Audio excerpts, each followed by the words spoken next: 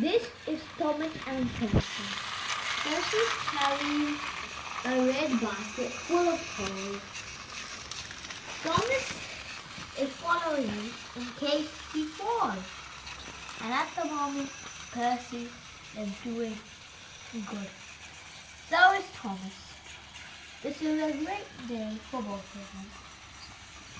Their boss has asked them to give all the coal they need and run around the track 3 times for the marathon. This is the most the sensational ability in the world. This is so good that they will go over the track even 5 times, but it will be so good.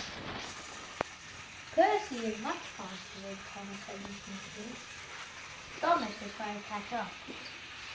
Thomas is trying really hard, but Percy's too fast.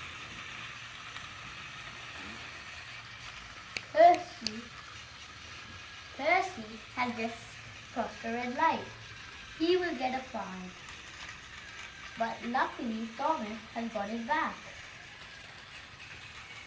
This is what is about me. Okay, thank you.